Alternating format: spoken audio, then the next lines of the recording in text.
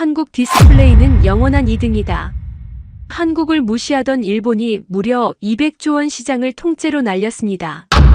삼성이 일본 의존도 0%에 도달했다는 보고를 받았습니다. 한국 기업의 기술 혁신에 일본 디스플레이 기업들이 줄줄이 무너졌습니다. 불과 5년 전 한국은 폴더블 기술 93%를 일본에 의존했습니다. 2018 도쿄에서 마침내 기술 전쟁이 시작됐고 일본은 확신했습니다. 소니 나카무라 사업부장이 공언했죠. 한국 기술은 모방의 한계다. 삼성도 LG도 3년 안에 무릎 꿇을 것이다. 전 세계 전문가들이 예측했습니다. 한국 디스플레이 도전은 이제 끝났다. 월스트리트 투자 보고서마다 일본 승리를 점쳤죠. 그런데 2년 후 충격적인 반전이 일어났습니다. 한국이 세계 최초 QD-OLED 상용화에 성공했고 전 세계가 일본산을 버리고 한국산을 찾기 시작했습니다. 애플이 소니를 버리고 삼성을 선택했습니다. 한국의 진짜 무기는 단순한 기술이 아니었습니다. 30년간 숨겨진 정체성을 가진 월스트리트 분석가가 목격한 놀라운 역전의 비밀. 지금 바로 공개합니다. 잠깐 영상 시작 전 구독과 좋아요로 한국 기업을 응원해주세요. 댓글로 어디서 시청 중인지 공유해주시면 서로 소통하며 이야기를 더 재밌게 들을 수 있습니다. 안녕하세요. 저는 뉴욕 월스트리트에서 투자 분석가 일을 하고 있는 데이비드 킴벌리입니다. 2018년 도쿄의 여름은 유난히 무더웠어요. 골드만삭스 일본 지사 42층 사무실에서 내려다본 도쿄만의 고층 빌딩들이 아지랑이에 흔들리고 있었습니다. 저는 그 당시 아시아 디스플레이 산업 담당 부사장으로 10년째 근무하고 있었죠. 하버드 MBA를 졸업하고 투자 분석 분야에서 인정받는 전문가가 되기까지 제 인생은 나름대로 성공적이었다고 생각했어요. 그런데 한국이라는 나라는 제게 항상 복잡한 감정을 불러일으켰습니다. 사실 저는 한국계 입양아 출신이거든요. 생후 6개월 때 미국 가정에 입양돼요. 미국에서 자란 저에게 한국은 단지 출생증명서에 적힌 한 줄일 뿐이었어요. 동료들 앞에서는 철저히 이 사실을 숨기고 살았습니다. 아시아계라는 것만으로도 때로는 편견의 시선을 받는 마당에 한국 출신이라는 걸 밝힐 필요는 없다고 생각했거든요. 2018년 당시만 해도 일본 디스플레이 기업들은 여전히 세계 시장의 강자였어요. 소니, 샤프, 재팬 디스플레이 등이 프리미엄 시장을 장악하고 있었죠. 저희 부서에서는 매주 일본 기업들의 투자 보고서를 작성했는데 대부분이 긍정적인 전망이었습니다. 일본의 기술력은 여전히 세계 최고 수준이고 특히 디스플레이 분야에서는 따라올 기업이 없다는 게 일반적인 평가였거든요. 그 중에서도 나카무라 히로시 소니 디스플레이 사업부장은 특히 오만한 인물이었어요. 50대 중반의 그는 일본 기술 우월주의의 전형적인 인물이었습니다. 회의 때마다 한국은 영원한 2등이라고 공공연히 말했고 삼성이나 LG 같은 한국 기업들은 일본 기술을 모방하는 수준에 불과하다고 주장했어요. 그의 말을 들을 때마다 속이 쓰렸지만 제가 한국계라는 걸 모르는 동료들 앞에서 반박할 수도 없었습니다. 저는 리먼 브라더스 파산 때 모든 걸 잃은 트라우마가 있었거든요. 2008년 그 끔찍한 경험 이후로는 항상 신중하게 투자 분석을 했어요. 감정보다는 냉철한 데이터에 의존하려고 노력했습니다. 그런 제가 보기에도 당시 일본 디스플레이 산업은 견고해 보였어요. 기술력도 있고 자본도 충분하고 브랜드 파워도 막강했으니까요. 여름이 지나갈 무렵 저는 아시아 디스플레이 시장 전망 보고서 작성을 위해 자료를 정리하고 있었어요. 각 기업의 기술 개발 현황, 시장 점유율, 재무 상태 등을 종합적으로 분석하는 작업이었죠. 그런데 데이터를 들여다보다 보니 조금 이상한 점들이 눈에 띄기 시작했습니다. 삼성 디스플레이의 연구개발 투자 규모가 일본 기업들보다 훨씬 컸어요. 그것도 단순히 규모만 큰 게 아니라 차세대 기술 분야에 집중적으로 투자하고 있었습니다. 폴더블 디스플레이, QD-OLED, 마이크로 LED 같은 미래 기술들 말이에요. 반면 일본 기업들은 기존 기술의 개선에만 집중하고 있었죠. 하지만 당시만 해도 저를 포함한 대부분의 전문가들은 이런 변화의 의미를 제대로 파악하지 못했어요. 한국 기업들의 도전이 있긴 하지만 일본의 기술적 우위는 쉽게 무너지지 않을 거라고 생각했거든요. 나카무라 같은 사람들의 자신감도 어느 정도는 근거가 있어 보였고요. 그해 가을 저는 우연히 한국에서 온 투자 설명 자료를 받게 됐어요.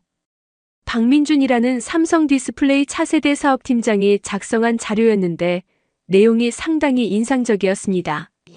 UTG라는 초박형 유리 기술에 대한 설명이었는데 폴더블 디스플레이 상용화의 핵심 기술이라고 하더라고요.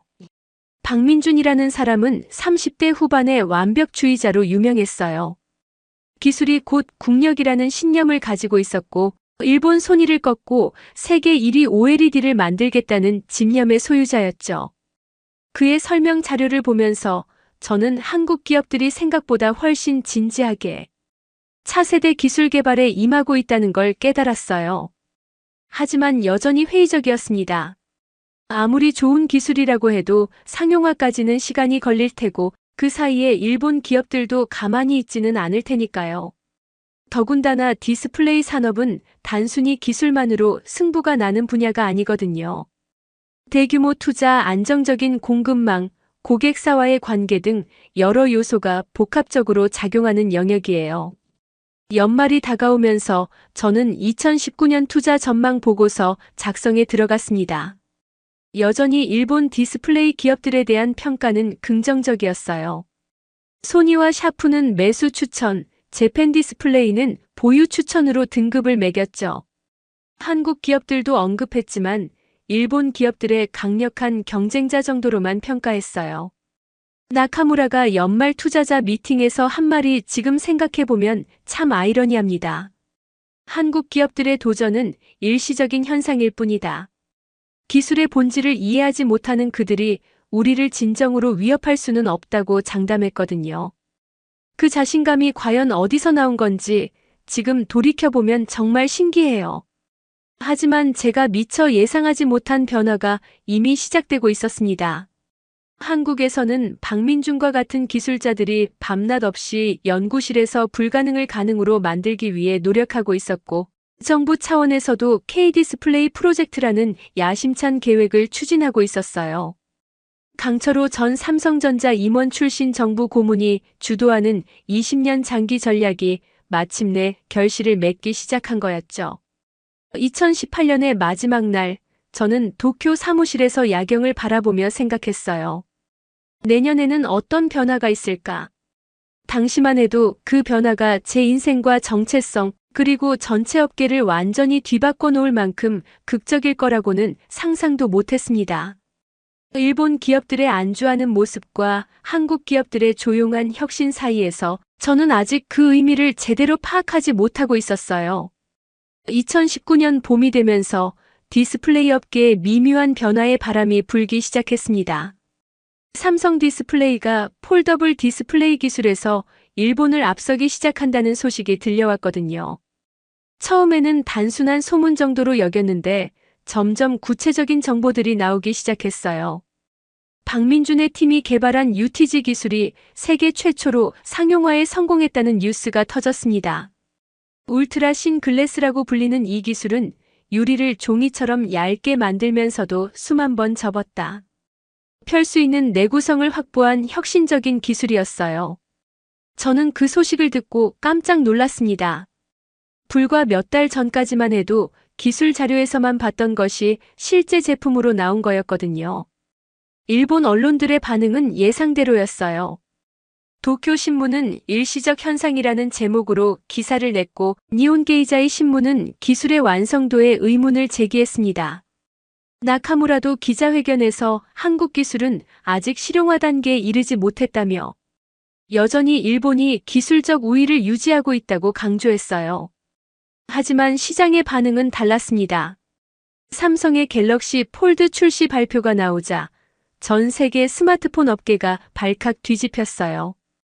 애플조차 폴더블 기술 개발을 서두르기 시작했다는 소식이 들려왔죠. 저는 이런 변화를 지켜보며 뭔가 중요한 전환점이 오고 있다는 느낌을 받았습니다. 그때 저에게 예상치 못한 연락이 왔어요. 본사에서 삼성 기술력 분석을 위해 한국 출장을 가라는 지시였습니다. 삼성 디스플레이의 기술 수준을 정확히 파악해서 투자 전략을 수정해야 한다는 거였죠. 저는 복잡한 심정이었어요. 태어난 곳이긴 하지만 30년 넘게 가본 적이 없는 한국에 처음으로 발을 딛게 되는 거였거든요. 인천공항에 내렸을 때의 첫 느낌은 신기함이었습니다. 모든 것이 낯설면서도 어딘지 모르게 익숙한 느낌이었어요. 공항 곳곳에 걸린 한글 간판들을 보며 이상한 감정이 들었습니다. 분명 제가 태어난 곳인데 완전히 외국 같았거든요. 서울에 도착해서 본 광경은 놀라웠어요. 도쿄 못지않게 발달된 도시였는데 뭔가 역동적인 에너지가 느껴졌습니다. 특히 강남 지역의 고층 빌딩들과 첨단 전광판들을 보며 한국의 기술력이 상당한 수준에 올라와 있다는 걸 실감했어요. 다음 날 삼성 디스플레이 기흥 캠퍼스를 방문했습니다. 박민준 팀장과의 미팅이 잡혀 있었거든요. 30대 후반의 그는 생각보다 젊어 보였지만 눈빛에서는 강한 의지가 느껴졌어요. 첫 인상부터 범상치 않은 사람이라는 게 느껴졌습니다. 박민준은 저를 비공개 연구소로 안내했어요. 그곳에서 본 것들은 정말 충격적이었습니다. QD OLED 샘플을 직접 봤는데 색감과 선명도가 기존 디스플레이와는 차원이 달랐어요. 마이크로 LED 기술도 이미 시제품 단계까지 와 있었고요. 이런 기술들이 일본보다 2, 3년은 앞서 있다는 걸 확인할 수 있었습니다. 박민준이 설명해준 로드맵을 보고 더욱 놀랐어요. 향후 5년간의 기술 개발 계획이 구체적이고 체계적으로 짜여 있었거든요. 단순히 일본 기술을 따라잡는 수준이 아니라 완전히 새로운 패러다임을 만들겠다는 야심이 보였습니다. 기술이 곧 국력입니다. 박민준이 진지한 표정으로 말했어요. 우리는 일본을 따라잡는 게 목표가 아니라 세계를 놀라게 하는 게 목표입니다. 그 말에서 강한 자신감과 동시에 책임감이 느껴졌어요. 이 사람은 단순히 회사 일을 하는 게 아니라 나라의 미래를 위해 일하고 있다는 생각이 들었습니다. 연구소를 둘러보는 동안 저는 계속 감탄했어요. 최첨단 장비들과 깔끔하게 정리된 실험실, 그리고 무엇보다 연구원들의 열정적인 모습이 인상적이었습니다. 밤늦은 시간인데도 많은 연구원들이 남아서 실험을 계속하고 있었거든요. 하지만 이런 변화를 모든 사람이 긍정적으로 보는 건 아니었어요. 도쿄로 돌아가는 비행기에서 나카무라를 우연히 만났습니다. 그도 한국 시장 조사를 다녀오는 길이었는데 표정이 좋지 않았어요.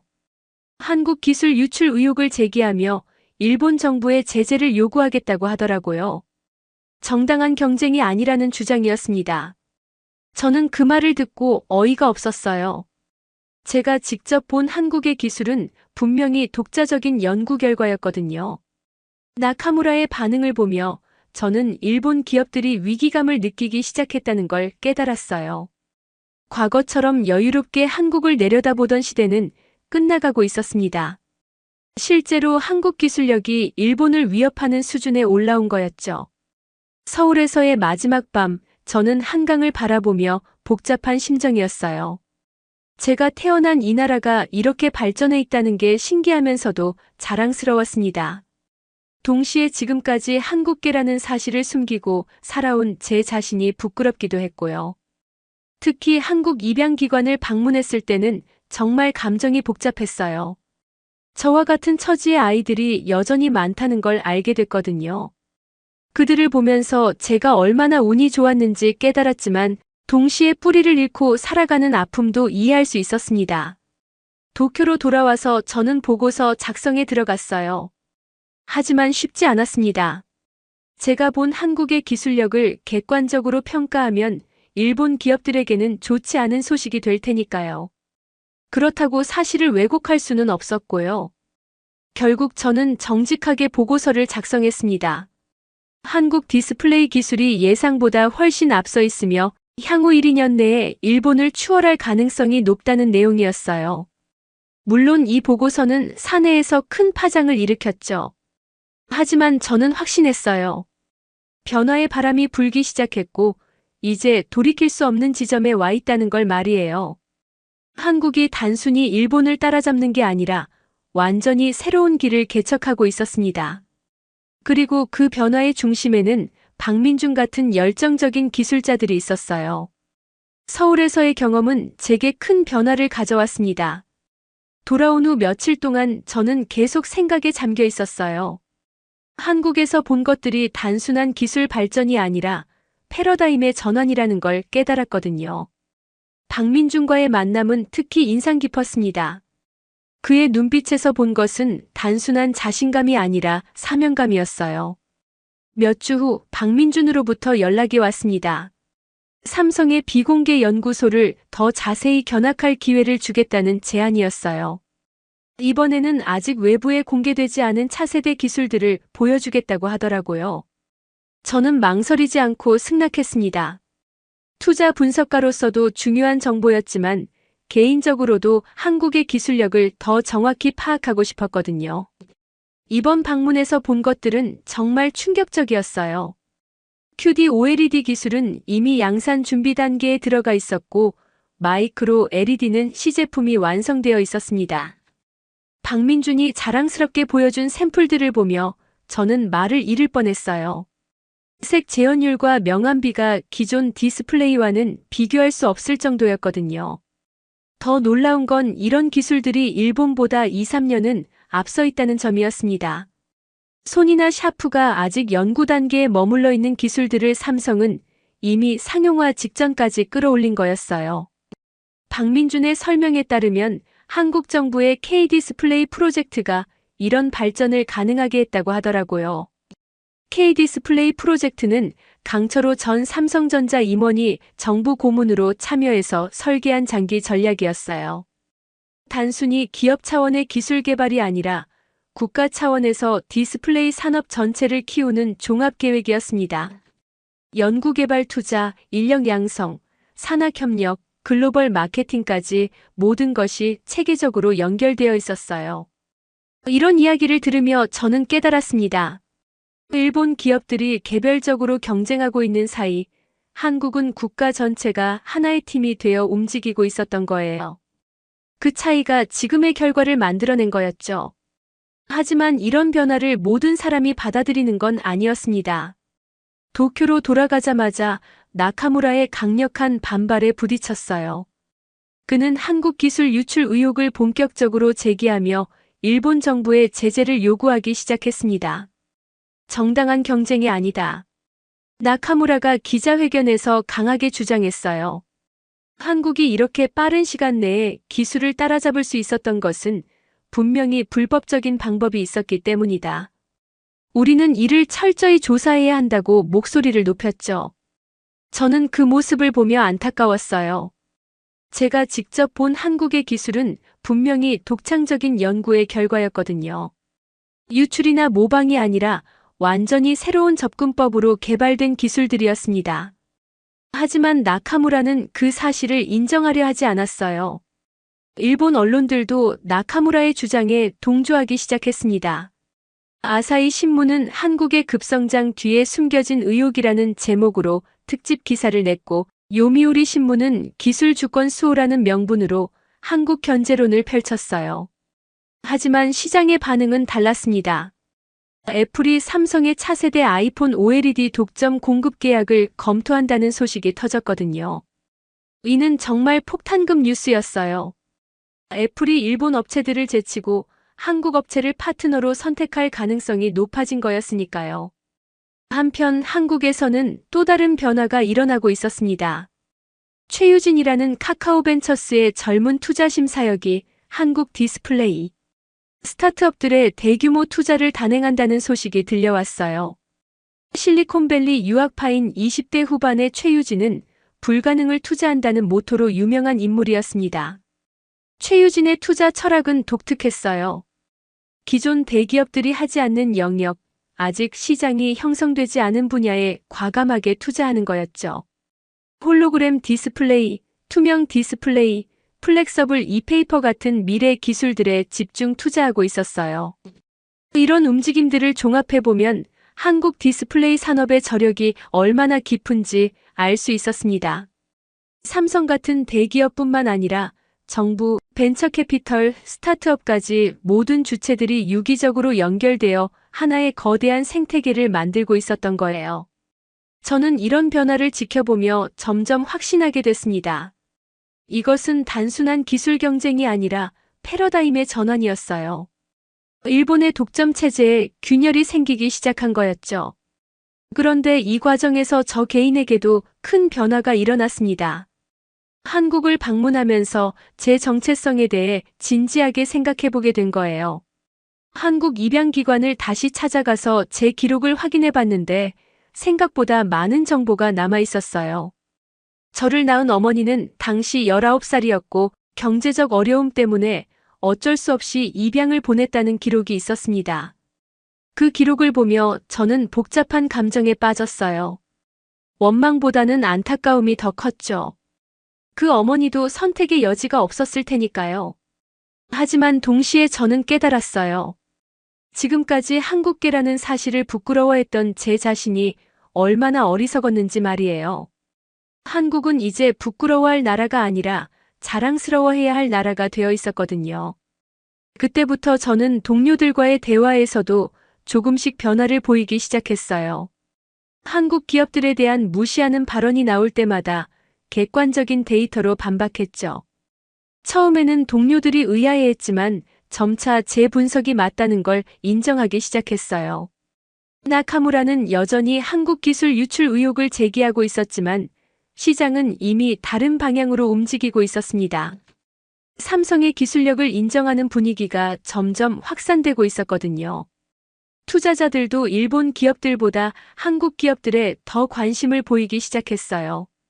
이런 상황에서 저는 중요한 결정을 내려야 했습니다.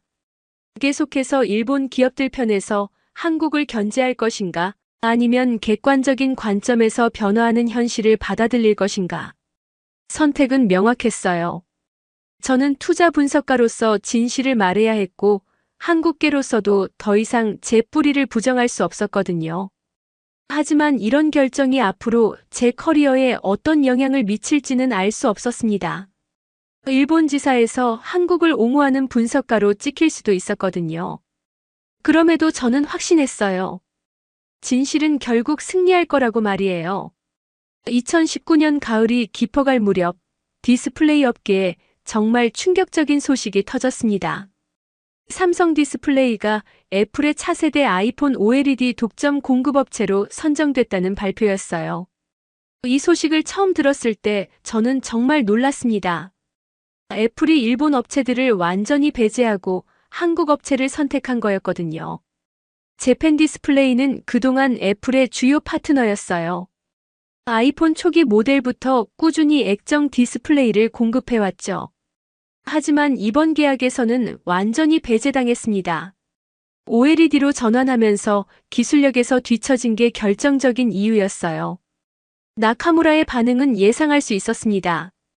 그는 즉시 기자회견을 열고 애플의 결정을 강하게 비판했어요. 기술적 우위를 무시한 정치적 결정이라고 주장했죠. 하지만 시장은 이미 현실을 받아들이고 있었습니다. 삼성 주가는 급등했고 재팬 디스플레이 주가는 폭락했어요. 이런 상황에서 강철호 고문이 주도한 K디스플레이 국가 프로젝트가 본격 가동됐다는 소식도 들려왔습니다. 정부 차원에서 디스플레이 산업을 국가 전략 산업으로 육성하겠다는 선언이었어요. 연간 10조 원 규모의 투자와 함께 관련 인력 10만 명 양성 계획도 발표됐죠. 강철호 고문은 정말 대단한 인물이었어요. 삼성전자에서 20년 넘게 근무하며 반도체와 디스플레이 분야의 전문가로 인정받았던 사람이었죠. 정부 고문으로 자리를 옮긴 후에는 20년을 내다보는 장기 전략을 수립했다고 하더라고요. 저는 이런 변화들을 지켜보며 한국이 정말 치밀하게 준비해왔다는 걸 깨달았어요. 하루아침에 일어난 변화가 아니라 수십 년간의 준비가 결실을 맺는 순간이었던 거죠. 기술 개발, 인력 양성, 정부 정책, 기업 투자가 모두 유기적으로 연결되어 있었어요. 한편 저 개인적으로도 중요한 변화가 일어나고 있었습니다. 한국 방문 이후 계속해서 제 뿌리에 대해 생각하게 됐거든요. 입양기관에서 받은 자료들을 여러 번 읽어보며 저를 낳아준 어머니에 대해 더 알고 싶어졌어요. 입양기관 직원의 도움으로 더 자세한 정보를 얻을 수 있었습니다. 저를 낳은 어머니는 김미영이라는 이름이었고 부산 출신이었어요. 미혼모였던 그분은 당시 사회적 편견과 경제적 어려움 때문에 어쩔 수 없이 저를 입양 보낼 수밖에 없었다고 하더라고요. 그 기록을 보며 저는 많은 것을 느꼈습니다. 원망보다는 안타까움이 더 컸어요. 그 시대 한국의 상황을 생각하면 다른 선택이 있었을지 의문이었거든요. 오히려 저를 더 나은 환경에서 키울 수 있도록 해준 결정이라고 생각하게 됐어요. 하지만 동시에 제가 한국계라는 사실을 숨기고 살아온 지난 30년이 얼마나 의미 없었는지도 깨달았습니다. 한국은 이제 부끄러워할 나라가 아니라 자랑스러워해야 할 나라가 되어 있었거든요. 기술력으로 세계를 놀라게 하는 나라 말이에요. 그런 생각을 하고 있던 어느 날 정말 놀라운 제안을 받았습니다. 골드만삭스 본사에서 서울지사 설립을 검토하고 있는데 저에게 관련 업무를 맡겠냐는 제안이었어요. 한국 시장에 대한 전문성과 현지 경험을 인정받은 거였죠. 처음에는 망설였습니다. 도쿄에서의 안정적인 생활을 포기하고 새로운 도전을 할 용기가 있는지 확신이 서지 않았거든요. 하지만 며칠 고민한 끝에 받아들이기로 했어요. 제 인생에서 가장 중요한 결정 중 하나였습니다. 결정을 내린 후 저는 동료들에게 조금씩 제 이야기를 털어놓기 시작했어요. 한국계 입양아라는 사실과 함께 최근에 한국을 방문하며 느낀 점들을 솔직하게 이야기했죠. 동료들의 반응은 생각보다 긍정적이었어요. 데이비드, 그래서 당신이 한국 기업들을 그렇게 정확하게 분석할 수 있었던 거군요. 한 동료가 말하더라고요. 당신의 분석이 맞았어요. 한국 기업들의 성장을 제대로 예측한 사람은 당신뿐이었어요. 하지만 나카무라는 여전히 받아들이지 못하고 있었습니다. 애플의 삼성 선택 이후에도 계속해서 한국 기술 유출 의혹을 제기했어요. 일본 정부의 공식적인 조사를 요구하기도 했죠. 하지만 구체적인 증거는 제시하지 못했어요. 실제로 저는 삼성의 기술이 완전히 독창적이라는 걸 확인했거든요. UTG 기술만 해도 일본이 시도하지 않았던 완전히 새로운 접근법이었어요. 기존의 플라스틱 필름 대신 초박형 유리를 사용한다는 발상 자체가 혁신적이었죠. 더욱이 한국 정부의 K-디스플레이 프로젝트는 투명하게 공개된 국가 정책이었습니다. 연구개발 투자, 세제 혜택, 인력 양성 등 모든 것이 합법적인 지원 정책이었어요. 일본도 충분히 할 수 있었던 일들이었는데 하지 않았을 뿐이죠. 연말이 다가오면서 저는 2020년 전망 보고서 작성에 들어갔습니다. 이번에는 완전히 다른 내용이 될 예정이었어요. 한국 기업들의 급성장과 일본 기업들의 위기를 정면으로 다뤄야 했거든요. 보고서를 작성하면서 저는 데이터의 힘을 다시 한번 느꼈어요. 감정이나 편견이 아니라 객관적인 수치들이 진실을 말해주고 있었습니다. 삼성의 연구개발 투자는 소니의 3배, 특허 출원은 5배, 신제품 출시 속도는 2배 빨랐어요. 특히 인상적이었던 건 한국 전체 디스플레이 생태계의 발전이었습니다. 대기업뿐만 아니라 중소기업, 부품업체, 연구기관까지 모든 것이 유기적으로 연결되어 있었어요. 이런 생태계 경쟁력은 단시간에 따라잡기 어려운 거였죠. 보고서 마지막 부분에서 저는 과감한 예측을 했습니다. 향후 2년 내에 한국이 디스플레이 분야에서 세계 1위로 올라설 것이고 일본은 3위 밖으로 밀려날 것이라고 말이에요. 당시로서는 상당히 도전적인 전망이었어요. 하지만 저는 확신했습니다. 한국의 성장은 단순한 추격이 아니라 혁신을 통한 도약이었거든요. 기존 기술의 개량이 아니라 완전히 새로운 패러다임을 만들어가고 있었어요. 이런 변화는 되돌릴 수 없는 거였죠. 연말 투자자 미팅에서 이 보고서를 발표할 때 많은 사람들이 놀랐어요. 특히 일본 기업들에 투자하고 있던 펀드 매니저들은 당황스러워했죠. 하지만 저는 담담하게 설명했어요. 미래는 한국에 있다고 말이에요. 2020년 1월 초 라스베이거스에서 열린 소비자 전자제품 박람회에서 정말 놀라운 일이 벌어졌습니다. 삼성이 세계 최초 8K QD OLED 디스플레이를 공개한 순간 전 시장 전체가 술렁거렸어요. 저도 그 자리에 있었는데 정말 말로 표현할 수 없을 정도로 인상적이었습니다. 화질이 기존 디스플레이와는 차원이 달랐어요. 색감의 생생함과 명암비 그리고 시야각까지 모든 면에서 완벽했습니다. 더욱 놀라운 건 가격 경쟁력이었어요. 일본 제품들보다 30%나 저렴하면서도 성능은 훨씬 뛰어났거든요. 박람회장에서 만난 각국 바이어들의 반응이 모든 걸 말해줬습니다. 유럽 가전업체 관계자는 이런 제품을 기다리고 있었다며 즉석에서 대량 주문 의사를 밝혔어요. 미국 업체들도 마찬가지였죠. 삼성 부스 앞에는 항상 긴 줄이 서 있었습니다. 반면 일본 업체들의 부스는 한산했어요. 소니와 샤프도 나름대로 좋은 제품들을 전시했지만 삼성의 혁신적인 기술 앞에서는 빛이 발했습니다. 특히 소니 관계자들의 표정이 어두워 보였어요. 자신들이 기술 선도업체라고 자부해왔는데 완전히 뒤처진 걸 실감한 거죠. 박람회 둘째 날 정말 충격적인 뉴스가 터졌습니다. 소니 주가가 하루 만에 15%나 급락한 거예요. 삼성의 신제품 발표가 직접적인 원인이었죠. 반면 삼성 주가는 20% 가까이 상승했습니다. 시장이 누가 승자인지 명확하게 판단한 거였어요.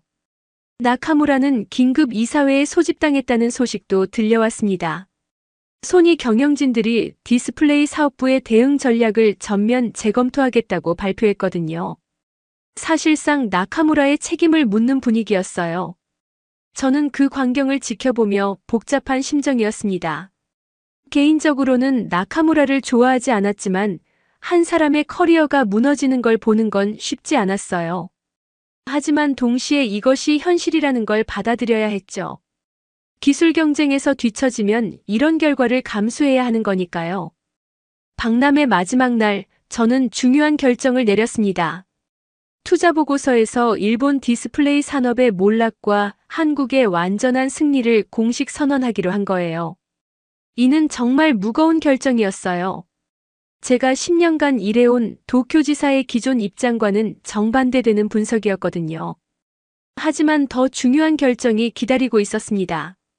그날 저녁 동료들과의 만찬 자리에서 저는 처음으로 제가 한국계라는 사실을 공개했어요. 술 한 잔을 마신 후 용기를 내서 말했습니다. 사실 제가 한국에서 태어났어요. 생후 6개월 때 미국으로 입양됐죠. 지금까지 이 사실을 숨기고 살았는데 더 이상 숨기고 싶지 않습니다. 한국이 이렇게 훌륭한 나라가 된 걸 보니 오히려 자랑스러워요. 동료들의 반응은 생각보다 따뜻했습니다. 한 동료는 그래서 당신이 한국 시장을 그렇게 정확하게 분석할 수 있었던 거군요라고 말했어요. 다른 동료는 당신의 분석이 맞았어요. 우리가 편견에 사로잡혀 있었던 것 같다고 인정했죠. 그 순간 저는 정말 홀가분했습니다. 30년 넘게 숨기고 살았던 비밀을 털어놓은 거였거든요. 더 이상 한국계라는 사실을 부끄러워할 이유가 없었어요. 오히려 자랑스러웠습니다. 라스베이거스에서 돌아온 후 저는 골드만삭스 서울지사 설립 제안을 공식적으로 받아들였습니다. 아시아 총괄을 맡겠다는 지원서도 제출했어요. 미래는 한국에 있다는 확신이 서더라고요. 이런 변화는 업계 전반에도 큰 파장을 일으켰습니다. 글로벌 투자은행들이 앞다퉈 한국 디스플레이 기업들에 대한 투자 등급을 상향 조정했어요. 모건 스탠리는 삼성 디스플레이를 강력 매수로, LG 디스플레이를 매수로 등급을 올렸죠. 반면 일본 기업들에 대한 평가는 급격히 나빠졌습니다. 재팬 디스플레이는 투자 부적격 등급을 받았고 소니 디스플레이 사업부도 매각 검토 대상에 올랐어요. 시장이 냉정하게 현실을 반영한 거였죠. 이런 상황에서 박민준으로부터 반가운 연락이 왔습니다. 삼성 디스플레이가 차세대 기술 투자 설명회를 열 예정인데 글로벌 투자자들을 초청하고 싶다는 제안이었어요. 저도 당연히 참석하겠다고 답했죠. 설명회에서 박민준이 발표한 미래 로드맵은 정말 인상적이었습니다. 홀로그램 디스플레이, 투명 디스플레이, 롤러블 디스플레이 같은 공상과학 영화에서나 볼 법한 기술들이 향후 5년 내에 상용화될 예정이라고 하더라고요. 기술이 곧 국력이고 혁신이 곧 미래입니다. 박민준이 확신에 찬 목소리로 말했어요. 우리는 단순히 일본을 따라잡는 게 아니라 세계를 놀라게 하는 게 목표입니다. 그 말에서 강한 의지와 자신감이 느껴졌어요. 설명회 후 저는 박민준과 개별 면담을 가졌습니다. 그때 그가 들려준 이야기는 정말 감동적이었어요. 삼성 디스플레이 연구진들이 지난 10년간 어떤 노력을 해왔는지 자세히 설명해줬거든요. 처음에는 정말 힘들었어요. 박민준이 솔직하게 말했습니다. 일본 기술을 따라잡기도 벅찬 상황에서 추월한다는 건 꿈 같은 이야기였거든요. 하지만 포기하지 않았어요. 밤낮 없이 연구하고 실험했죠. 그의 이야기를 들으며 저는 한국 기술자들의 열정과 집념을 새삼 느꼈습니다. 단순히 기술 개발이 아니라 국가적 자존심을 걸고 도전한 거였어요. 그런 마음가짐이 오늘의 성과를 만들어낸 거였죠. 3월 말 정말 놀라운 소식이 들려왔습니다.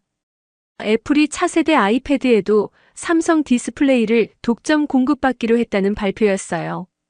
아이폰에 이어 아이패드까지 삼성이 독식하게 된 거였죠. 이 소식이 전해지자 소니 주가는 또다시 급락했습니다. 나카무라는 결국 사임했고 소니는 디스플레이 사업부 매각을 본격 검토하기 시작했어요. 일본 디스플레이 산업의 상징적인 인물이 무대에서 사라지는 순간이었습니다. 저는 그 소식을 듣고 착잡했어요. 나카무라 개인은 좋아하지 않았지만 그도 나름대로 일본 기술 발전을 위해 노력한 사람이었거든요. 하지만 시대가 바뀌었고 새로운 패러다임에 적응하지 못한 결과였죠. 그때 저는 확실히 깨달았습니다.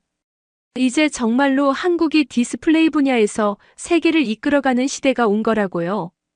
일본의 시대는 끝났고 한국의 시대가 시작된 거였어요. 그리고 저도 그 변화의 증인이자 참여자가 되기로 결심했습니다. 2020년 봄부터 일본 디스플레이 산업의 몰락이 본격적으로 시작됐습니다. 소니의 디스플레이 사업부 매각 검토 발표를 시작으로 연쇄적인 구조조정이 이어졌어요. 저는 그 과정을 지켜보며 한 산업이 몰락하는 모습이 얼마나 빠르고 냉혹한지 실감했습니다. 재팬 디스플레이의 상황은 특히 심각했어요. 애플 계약을 완전히 잃은 후 매출이 반토막 났고 결국 파산 위기에 몰렸습니다. 한때 세계 최대 디스플레이 업체 중 하나였던 회사가 불과 2년 만에 이런 상황에 처한 거예요. 시장의 변화가 얼마나 무서운지 보여주는 사례였죠. 나카무라의 사임 이후 소니 내부 분위기도 급격히 바뀌었습니다. 새로 부임한 디스플레이 사업부장은 완전히 다른 전략을 발표했어요. 한국 기업들과의 기술 격차를 인정하고 틈새 시장에 집중하겠다는 현실적인 접근법이었죠. 우리는 더 이상 삼성과 정면 승부를 할 수 없다는 걸 인정해야 합니다. 새 사업부장이 사내 회의에서 한 말이 언론에 흘러나왔어요. 대신 우리만의 강점을 살릴 수 있는 전문 분야에 집중하겠다고 했죠. 사실상 항복 선언이나 다름없었어요. 샤프도 마찬가지였습니다. 그대만의 폭스콘에 인수된 후 중국 시장에 집중하고 있었지만 삼성과 LG의 공세 앞에서 점유율이 계속 떨어지고 있었어요. 일본 디스플레이 업계 전체가 침몰하고 있는 상황이었죠. 이런 변화를 지켜보며 저는 복잡한 감정에 빠졌습니다. 한편으로는 한국 기업들의 성공이 자랑스러웠지만 다른 한편으로는 일본에서 10년을 보낸 제 자신에게도 씁쓸함이 있었어요. 동료들 중에는 실직하는 사람들도 생기기 시작했거든요. 하지만 이런 상황이야말로 제가 새로운 도전을 해야 하는 이유였습니다. 골드만삭스 서울 지사 설립 프로젝트는 순조롭게 진행되고 있었고 저는 아시아 총괄로 발탁됐어요. 회사 차원에서도 미래 성장 동력을 한국에서 찾겠다는 전략적 판단이었죠. 서울지사 설립을 위해 다시 한국을 방문했을 때 이전과는 완전히 다른 느낌이었어요.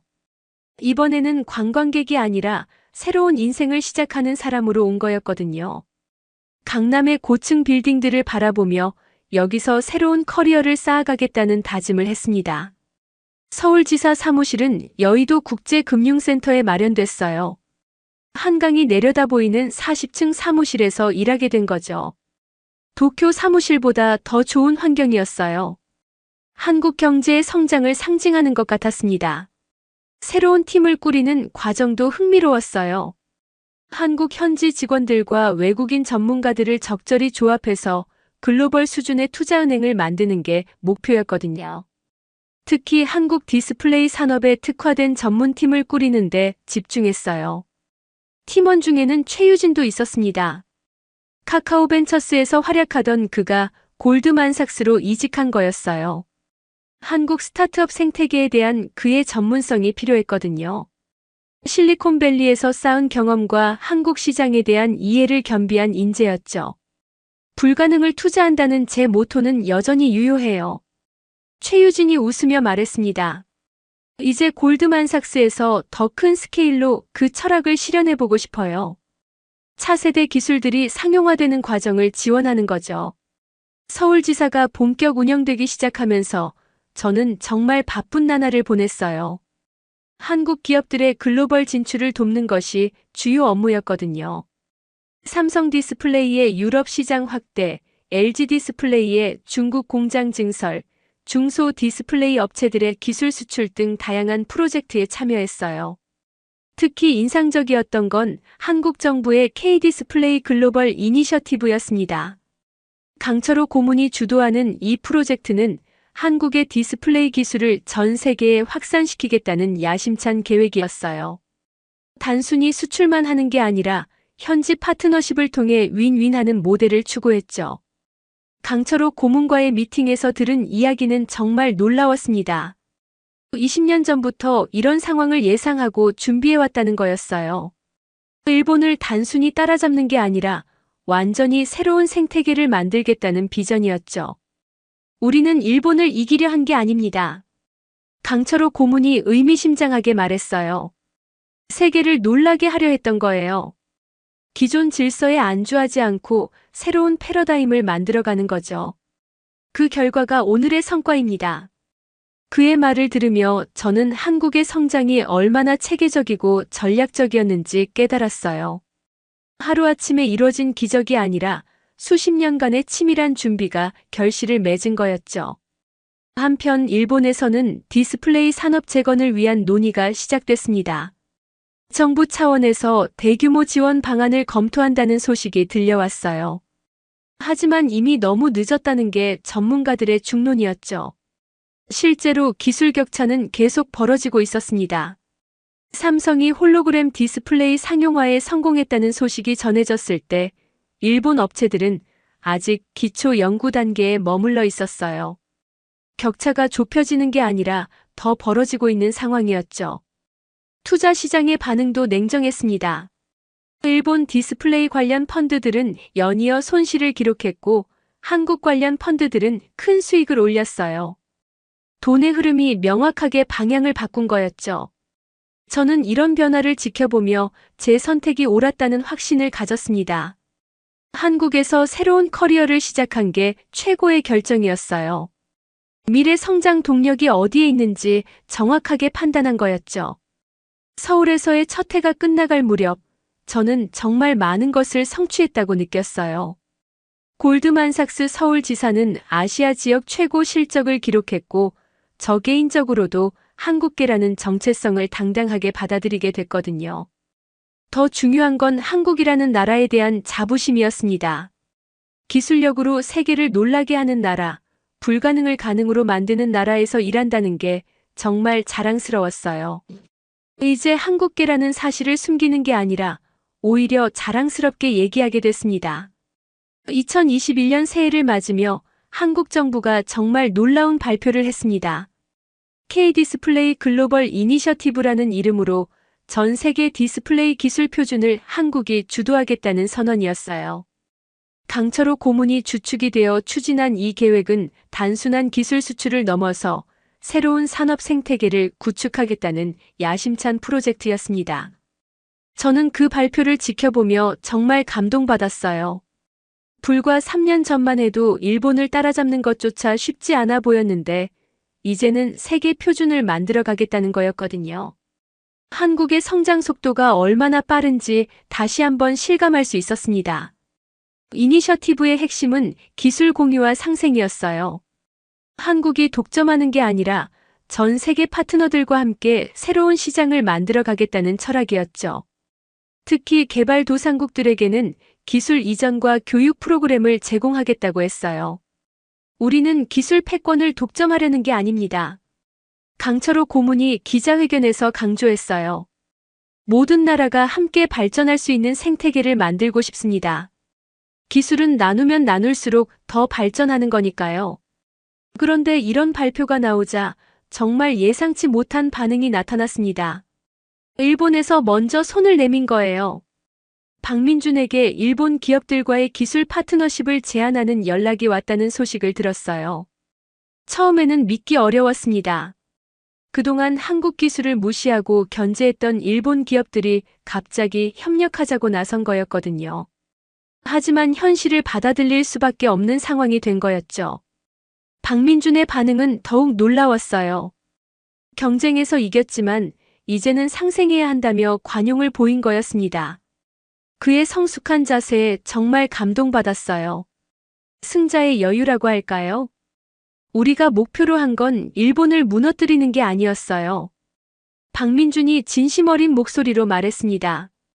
더 좋은 기술을 만들어서 소비자들에게 혜택을 주는 거였죠. 이제 함께 더 큰 시장을 만들어갈 때입니다. 그의 말을 들으며 저는 한국 기술자들의 품격을 느꼈어요. 단순히 이기는 것에만 집착하지 않고 더 큰 그림을 그리고 있었던 거죠. 이런 마음가짐이야말로 진정한 리더의 자질이라고 생각했습니다. 몇 주 후 정말 감동적인 장면을 목격했어요. 나카무라가 한국을 방문해서 박민준과 만나는 자리가 마련된 거였습니다. 한때 한국 기술을 무시했던 그가 직접 협력을 요청하러 온 거였죠. 나카무라의 모습은 이전과 완전히 달랐어요. 오만함은 온데간데 없고 겸손한 자세로 박민준에게 고개를 숙였습니다. 그동안의 무례함을 사과하고 앞으로는 상호 존중하는 파트너십을 맺고 싶다고 했어요. 저희가 틀렸습니다. 나카무라가 진심으로 말했어요. 한국의 기술력을 제대로 평가하지 못했어요. 이제라도 함께 발전할 수 있는 길을 찾고 싶습니다. 소니의 경험과 삼성의 혁신이 만나면 더 좋은 결과를 만들 수 있을 거예요. 박민준의 대응은 정말 인상적이었습니다. 나카무라를 따뜻하게 맞아주며 과거는 과거라고 했어요.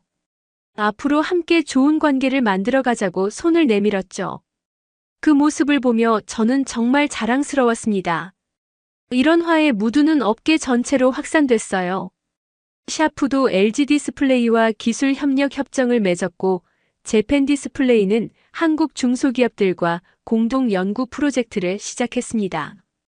경쟁에서 협력으로 패러다임이 완전히 바뀐 거였죠. 골드만삭스 서울지사도 이런 변화에 적극 동참했어요. 한일 기업 간 파트너십 투자 펀드를 새로 만들었거든요. 경쟁만 할 때보다 협력할 때 더 큰 시장을 만들 수 있다는 판단이었죠. 최유진도 이런 변화를 반겼어요. 제로섬 게임보다는 플러스섬 게임이 훨씬 의미 있다며 새로운 투자 기회들을 적극 발굴하기 시작했습니다. 한국 스타트업과 일본 대기업이 협력하는 모델들을 만들어가기 시작했어요. 이제 진짜 혁신이 시작될 것 같아요. 최유진이 기대에 찬 목소리로 말했습니다. 서로 다른 강점을 가진 기업들이 협력하면 훨씬 창의적인 결과가 나올 거예요. 디스플레이 산업에 새로운 전성기가 올 수도 있어요. 실제로 한일 협력 프로젝트들에서 놀라운 성과들이 나오기 시작했습니다. 삼성과 소니가 공동 개발한 차세대 VR 디스플레이는 기존 제품들을 완전히 압도하는 성능을 보였어요. 각자의 강점을 결합한 결과였죠. 한국의 기술력과 일본의 정밀함이 만나니까 정말 대단한 결과가 나오더라고요. 박민준이 뿌듯한 표정으로 설명했습니다. 경쟁만 할 때는 몰랐는데 협력하니까 서로에게서 배울 점이 많다는 걸 깨달았어요. 이런 변화는 중국과 대만 기업들에게도 영향을 미쳤습니다. 한일 연합에 대응하기 위해 자체적인 협력 체계를 구축하기 시작한 거예요. 결과적으로 아시아 전체 디스플레이 산업의 경쟁력이 향상되는 효과가 나타났습니다. 유럽과 미국 기업들도 이런 변화에 주목했어요. 아시아 기업들과의 파트너십을 통해 차세대 기술을 확보하려는 움직임이 활발해졌죠. 글로벌 디스플레이 산업의 판도가 완전히 바뀌고 있었습니다. 저는 이런 변화들을 지켜보며 정말 많은 것을 느꼈어요. 한국이 단순히 기술적 우위를 확보한 게 아니라 새로운 산업 문화를 만들어가고 있다는 걸 깨달았거든요. 경쟁보다는 협력, 독점보다는 상생을 추구하는 문화 말이에요. 개인적으로도 큰 변화가 있었습니다. 제가 한국계라는 사실을 더 이상 숨기지 않게 됐을 뿐만 아니라 오히려 자랑스럽게 얘기하게 됐어요. 한국의 성취가 곧 제 자부심이 된 거였죠. 특히 미국 본사에서 아시아 지역 총괄로 승진 제안이 왔을 때 정말 뿌듯했어요. 한국계라는 배경이 오히려 강점으로 인정받은 거였거든요. 아시아 시장에 대한 이해도가 높다는 평가를 받았죠. 연말이 다가오면서 저는 지난 한 해를 돌아봤어요. 정말 많은 변화가 있었던 한 해였습니다. 한국이 디스플레이 분야에서 세계 리더로 확실히 자리 잡았고 동시에 새로운 협력의 모델을 제시한 해였어요. 무엇보다 가장 의미 있었던 건 제 개인적인 성장이었습니다. 한국계라는 정체성을 받아들이고 그것을 바탕으로 더 큰 성취를 이뤄낸 거였거든요. 이제 저는 한국과 미국을 잇는 가교 역할을 하고 있다는 자부심을 가지게 됐어요. 2023년 봄 서울에서 정말 역사적인 순간을 목격했습니다. 아시아 디스플레이 얼라이언스 출범식이 코엑스에서 열린 거예요. 한국이 주도하지만 일본, 중국, 대만이 모두 참여하는 상생 모델의 시작이었습니다. 저는 그 자리에 골드만삭스 아시아 총괄로 참석했는데 정말 감격스러웠어요. 출범식장에는 각국의 주요 기업 대표들과 정부 관계자들이 모여 있었습니다. 박민준은 삼성 디스플레이 사장으로 승진해서 한국 대표단을 이끌고 있었고 나카무라도 소니 고문 자격으로 참석했어요. 몇 년 전까지만 해도 상상할 수 없었던 장면이었죠. 강철호 고문이 기조연설에서 밝힌 비전은 정말 인상적이었습니다. 20년 계획의 진실을 처음으로 공개한 거였어요. 한국이 90년대부터 차근차근 준비해온 디스플레이 패권 전략이 마침내 완성된 것이라고 설명했죠. 우리는 일본을 이기려 한 게 아니었습니다. 강철호 고문이 의미심장하게 말했어요. 세계를 놀라게 하려 했던 거죠. 기존 질서에 도전해서 모든 사람이 혜택을 받을 수 있는 새로운 생태계를 만들고 싶었어요. 그의 말을 들으며 저는 정말 놀랐어요. 한국의 성장이 하루아침에 이루어진 기적이 아니라 수십 년간의 치밀한 전략이었다는 걸 깨달았거든요. 기술 개발, 인력 양성, 정부 정책, 국제 협력까지 모든 것이 하나의 큰 그림 안에서 설계됐던 거였어요. 얼라이언스의 첫 번째 프로젝트는 차세대 디스플레이 기술 표준 제정이었습니다. 한국이 개발한 기술을 기반으로 하되 각국의 강점을 살릴 수 있는 방향으로 설계됐어요. 홀로그램 디스플레이, 투명 디스플레이, 플렉서블 디스플레이 등 미래 기술들의 글로벌 표준을 함께 만들어가는 거였죠. 박민준이 발표한 로드맵을 보고 정말 감탄했어요. 향후 10년간 디스플레이 기술이 어떻게 발전해 갈지 구체적으로 제시한 거였거든요. 단순히 화질을 개선하는 수준을 넘어서 완전히 새로운 사용자 경험을 제공하겠다는 비전이었어요. 우리는 디스플레이의 개념 자체를 바꾸려고 해요. 박민준이 자신감 넘치는 목소리로 설명했습니다. 평면적인 화면이 아니라 3차원 공간 전체를 디스플레이로 만드는 거죠. 공상과학 영화에서나 볼 법한 세상을 현실로 만들겠어요. 출범 식후 열린 만찬에서 저는 정말 특별한 순간을 경험했습니다. 한국 정부로부터 디지털 혁신 공로상을 받게 된 거예요. 한국계 미국인으로서 양국을 잇는 가교 역할을 해온 점을 인정받은 거였죠. 상을 받으며 저는 정말 감격했어요. 30년 전 한국에서 태어나 미국으로 입양됐던 아이가 이제 한국의 성장을 세계에 알리는 역할을 하게 된 거였거든요. 인생의 아이러니라고 할까요? 한국계라는 정체성을 숨기고 살았던 시절이 정말 부끄럽게 느껴졌어요. 이제는 오히려 그 배경이 제 가장 큰 자산이 된 거였죠. 한국과 미국, 동양과 서양을 이해하는 독특한 위치에 있다는 걸 깨달았어요. 수상 소감에서 저는 솔직한 마음을 털어놓았습니다. 처음 한국을 방문했을 때는 낯선 나라였어요. 하지만 이제는 제가 가장 자랑스러워하는 나라가 됐습니다. 한국이 세계에 보여준 혁신과 포용의 정신을 전 세계에 알리는 게 제 사명이라고 생각해요. 만찬장에서 만난 사람들과의 대화도 정말 의미 있었어요. 각국에서 온 기업인들과 정부 관계자들이 모두 한국의 성취를 인정하고 배우려는 자세를 보였거든요. 한국이 단순히 기술적 우위를 확보한 게 아니라 새로운 협력 모델을 제시했다는 평가였어요. 특히 인상적이었던 건 유럽연합 대표단의 반응이었습니다. 한국의 K-디스플레이 이니셔티브를 벤치마킹해서 유럽 버전을 만들고 싶다고 하더라고요.